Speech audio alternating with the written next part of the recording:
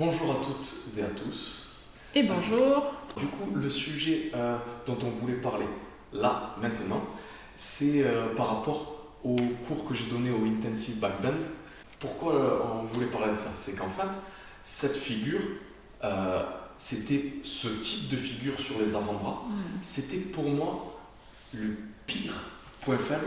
Et donc, on a une photo que je mettrai sûrement là à l'écran. Du premier pont avant-bras que tu m'avais fait faire à Mougins.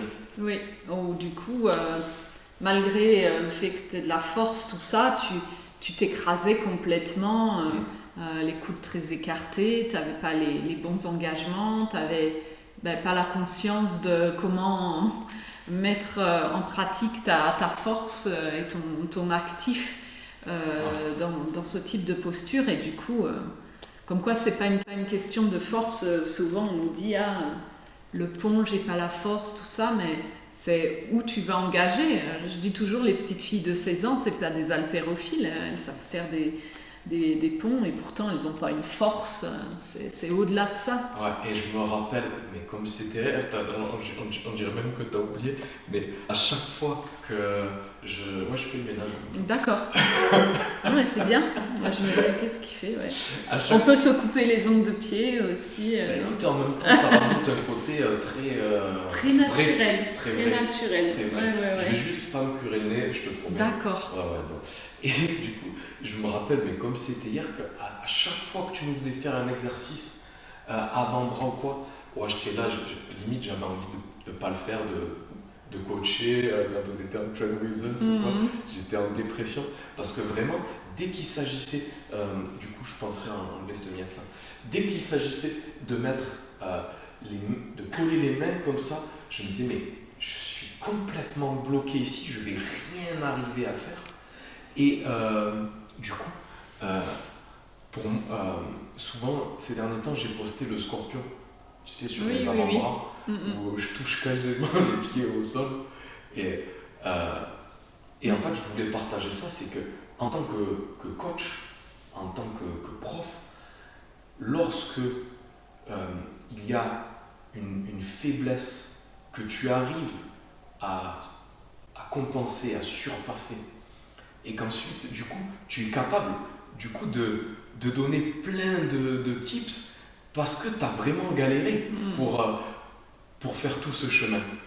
Eh bien, c'est tellement gratifiant de se dire que j'ai buté face à un problème, je me suis bagarré, j'ai trouvé des solutions, et aujourd'hui, du coup, j'arrive à faire facilement. Limite, c'est un de tes trucs préférés, finalement. Mais c'est ça qui est dingue. C'est ça qui est dingue. Parce que là où moi, je me voyais plus bras tendus, j'avais de la force, bras tendus, tout ça.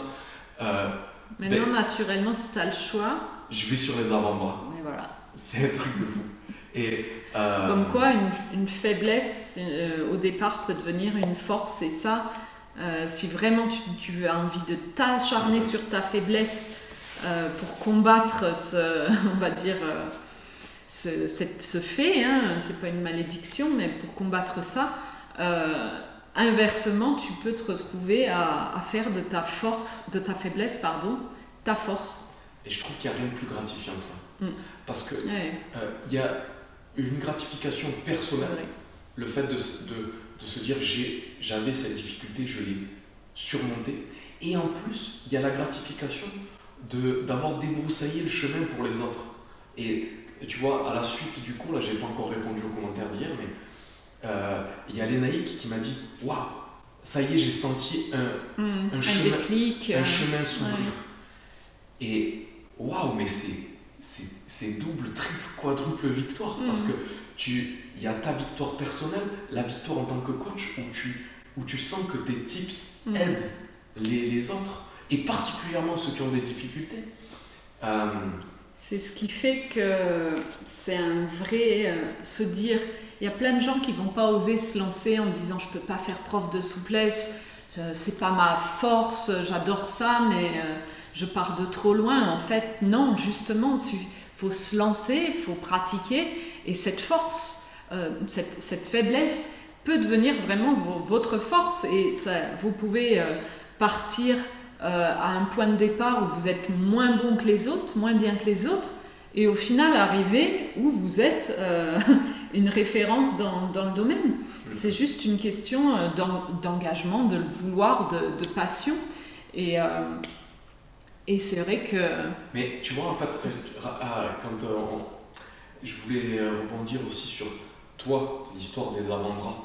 Parce que, on pourrait se dire, ouais, mais Sylvie, elle fait beaucoup faire cet exercice parce que c'était sa facilité. Ah, oui. Mais un de tes avant-après les plus dingues, c'est justement sur les avant-bras.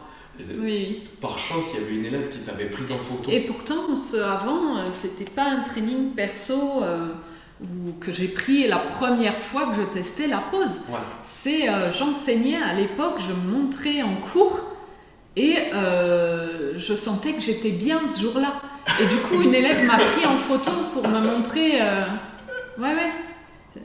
Mon plus grand regret de toute façon avec mes avant et après, c'est que mes avant, c'est toujours des postures qui déjà ont été travaillées depuis des années. Parce que j'ai jamais gardé une photo où je me trouvais pas bien, une photo que j'aurais pas postée.